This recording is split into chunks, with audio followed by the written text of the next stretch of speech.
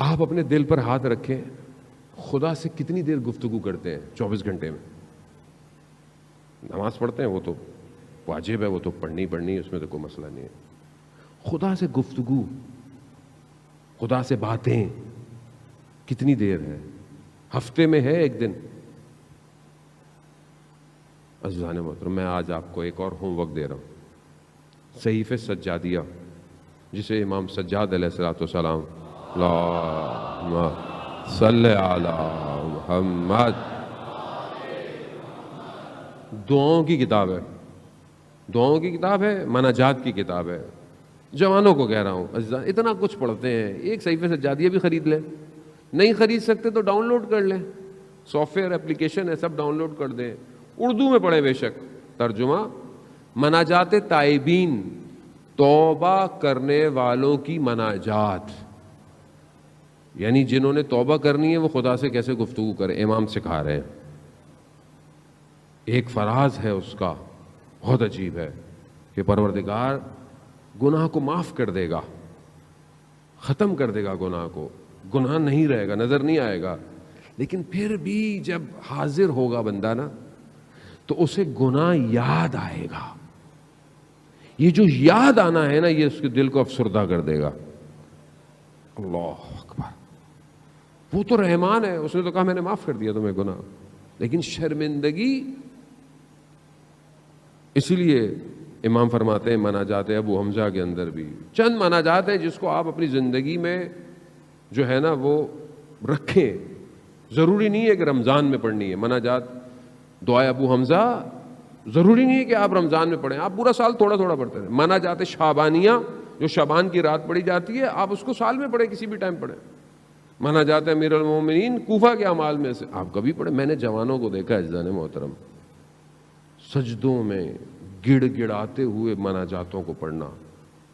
آیت اللہ عظمہ بہجت رضوان اللہ تعالیٰ فرماتے تھے کہ ہم اپنے استاد کے کہنے پر حرم مولا کائنات میں تہجد کی نماز پڑھ رہے تھے، ہم نے قنوت میں دعائیں پڑھنی ہوتی تھی، ہم نے دیکھا کہ ایک جوان آیا، وہ قنوت میں دعائے ابو حمزہ ایسے پڑھ رہا ہے جیسے خدا سے گفتگو کرے، واقعاً اپنے وجود کے ساتھ۔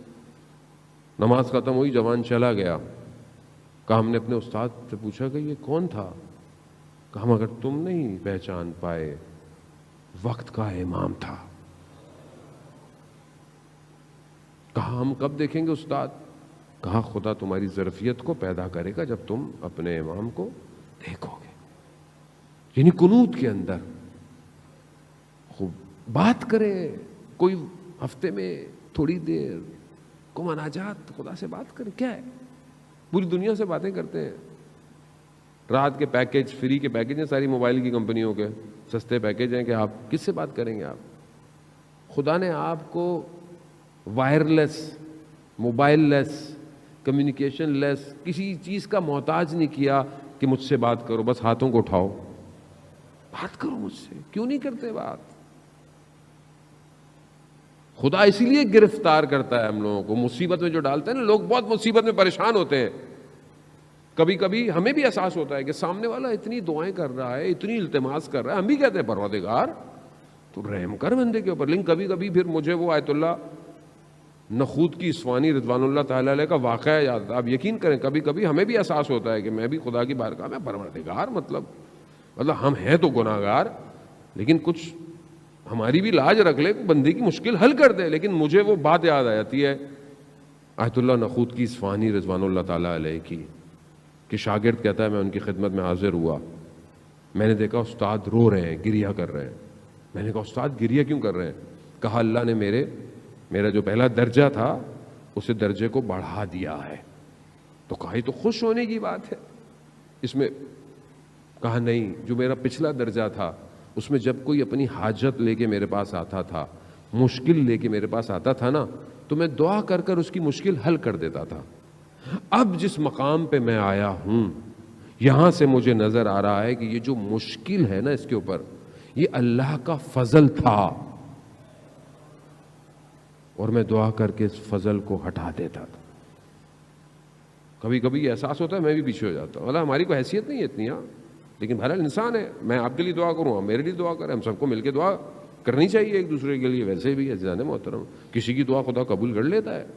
لیکن یہ جو مشکل گرفتاری ہے، آغا دولابی فرماتے تھے، کتنا خوبصورت جملہ ہے، فارسی کا ہے، مزہ بھی اس کا فارسی میں ہے، ہر کے گرفتار است گرفتار یار است.